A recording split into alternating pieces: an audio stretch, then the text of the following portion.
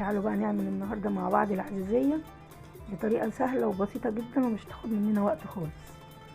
هو يا دوب نص كوبايه مكرونه، اي نوع مكرونه موجود عندكم في البيت، سواء قلم او تحمير او اي حاجه. الوصفه دي احسن حاجه ان هي بتنفع بجميع انواع المكرونه، بس ما نكترش، هو نص مج بس.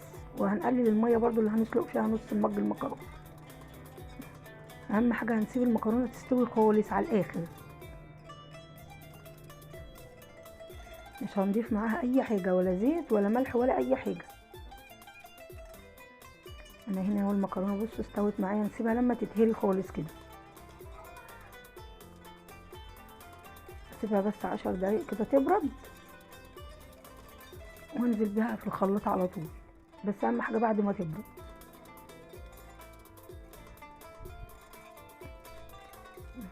الخلاط بتاعنا كده نكون غاسلينه كويس ومنشفينه. هننزل بقى بكميه المكرونه، بصي المكرونه اصلا بتزيد لما تسلق، فاحنا ما نكترش عشان ما تبقاش تقيله معانا.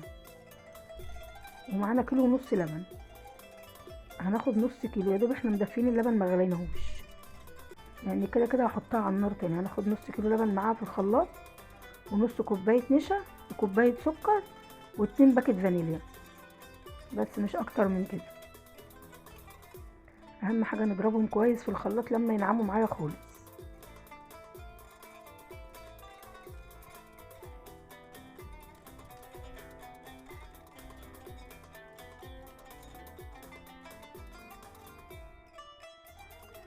هنضربهم ضرب كويس في الخلاط. اهم حاجه بقى برضو عشان ما يبقاش فيها تكتلات، هنصفيها كويس بمصفى زي كده، وبتنزل من المصفى بكل سهوله، يعني مش تقيله قوي. هنرجع بقى نحطها تاني على النار، ونزود بقى ايه بقيه اللبن اللي معانا.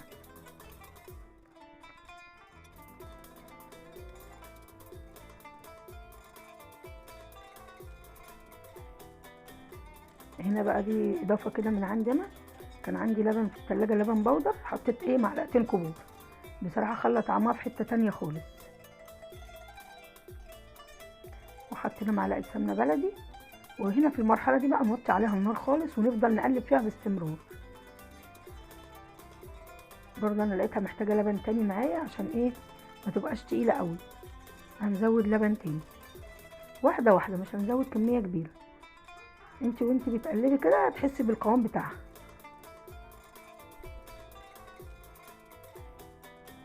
اهم حاجه تبقى ايدينا في التقليب على طول وعلى نار هاديه.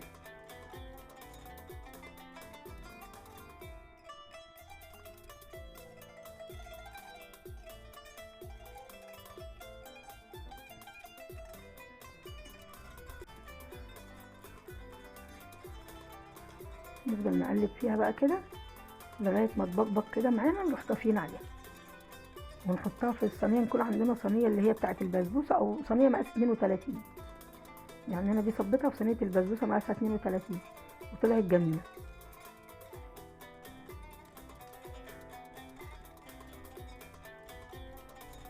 انا هنا بشوف قوامها كده لسه ايه شويه. وندهن برضو الصينيه بمعلقه سمنه بلدي. ما عندكوش سمنه بلدي اي نوع سمنه تحبوه.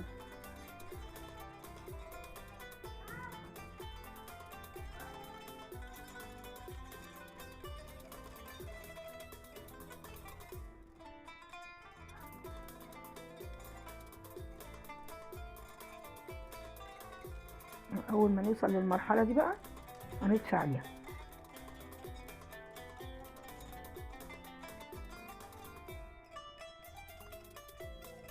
هنا بقى وهي سخنه على طول كده، ما نستناش لما تبرد. ندهن الصينيه بتاعتنا دهنه حلوه كده، ما بتاخدش وقت خالص ومكوناتها بسيطه، وطلع طعمها والله في منتهى الجميل. هنصبها على طول كده. اهم حاجه اللي هو لزق في الحله ده ما نعملوش بالمعلقه قوي.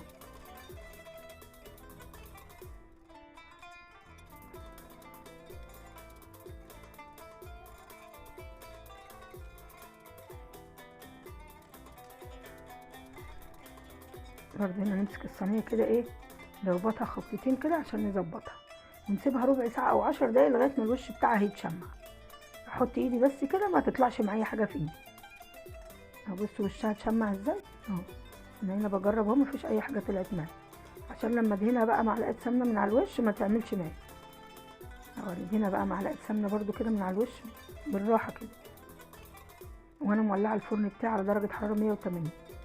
يا دوب هتاخد 10 دقايق بس من تحت، وبعد كده نشغل عليها الشوايه 5 دقايق، ما بتاخدش اكتر من ربع ساعه على ما بتستوي.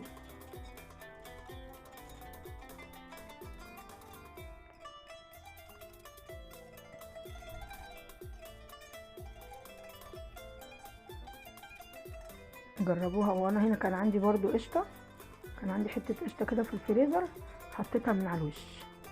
مفيش قشطه حطي رشه سكر كده من على الوش عشان تخلي الوش معاكي يحمر هنا بعد ما استوت اهي. والله وكان طعمها في منتهى الجميل.